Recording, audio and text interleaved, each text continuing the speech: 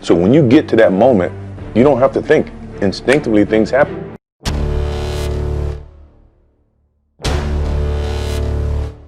Every day, the first person there before the sun would be Jordan. And he was there because he wasn't good.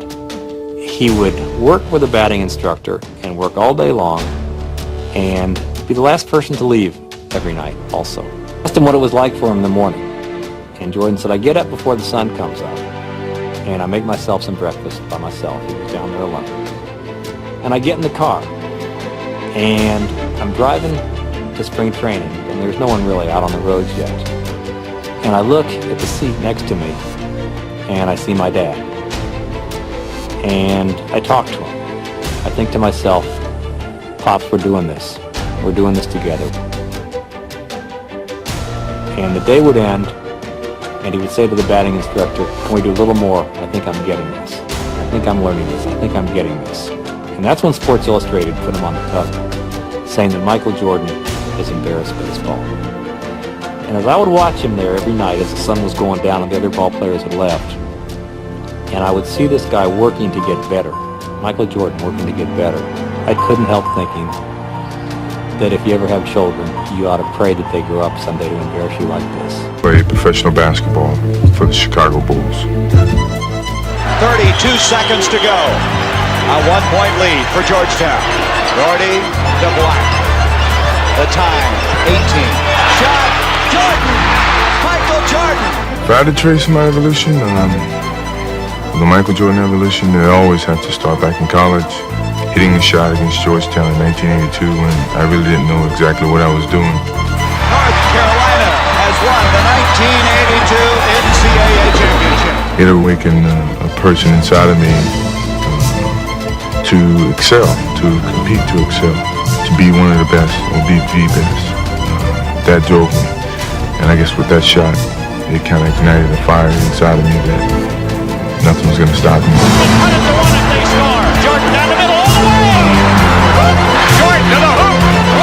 Sends it out to Jordan down the lane all the way.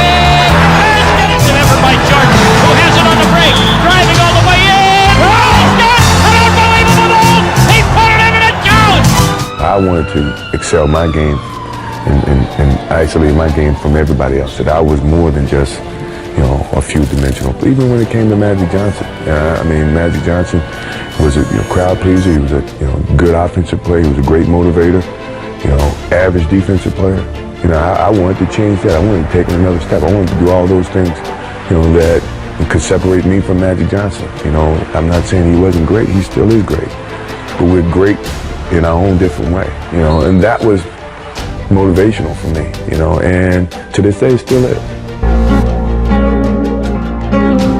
I've missed more than 9,000 shots in my career. I've lost almost 300 games. 26 times I've been trusted to take the game-winning shot and missed. I've failed over and over and over again in my life. And that is why I succeed. I never feel that I'm at my best. I feel I still have room to improve. I still set goals for myself to strive for. I'm never complacent with what I've achieved. Even though it's been very successful for me, I still feel I have a lot to prove, not just as a player, but as a person, as a father, to some extent as a role model in all aspects. So I'm never really too complacent with myself or with what I've achieved. When I get to a point where I feel I can improve as a player, I walk away from the game. I still feel that I have a plateau that I hadn't reached yet in terms of my skills or my expectations of myself. I'm always going to expect myself to do certain things or surpass certain things. As long as I believe that, then my road to success is going to continue to expand. Sports is a tool that teaches. and it teaches you bad things. It can also teach you good things. It's how you perceive those things. I've looked at every experience that I've had, negative and positive, and taken that as a positive. If I wouldn't change anything because I think it would alter some of the other things that happened. So when I look back, I can't say that I've had any bad things happen. Sure, I mean, you don't want bad things to happen, but you deal with bad things. You can't have good or without bad. It's not about the shoes.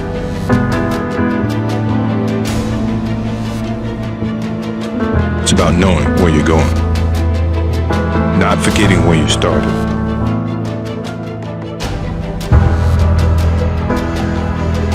It's about having the courage to fail, not breaking when you're broken, taking everything you've been given and making something better. It's about work before glory, and what's inside of you is doing what they say you can't. It's not about the shoes. It's about what you do in them. It's about being who you were born to be. We are old, and sure, we're tired. It's been a long season, but mentally, we have a vision. We have a finish that we have to attain, and sometimes you have to do it when you're old and you're tired, and I think it's the test of your will to succeed when you have to deal with some of these negatives, and I'm pretty sure by the end of this playoffs, you'll see the old and the tired people who are very, very young and strong mentally. Maybe it's my fault. Maybe I led you to believe it was easy when it wasn't. Maybe I made you think my highlights started at the free throw line and not in the gym.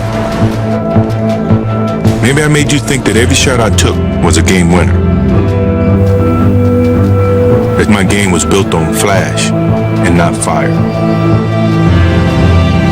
Maybe it's my fault that you didn't see that failure gave me strength, that my pain was my motivation. Maybe I led you to believe that basketball was a God-given gift and not something I worked for every single day of my life. Maybe I destroyed the game. Or maybe you're just making excuses.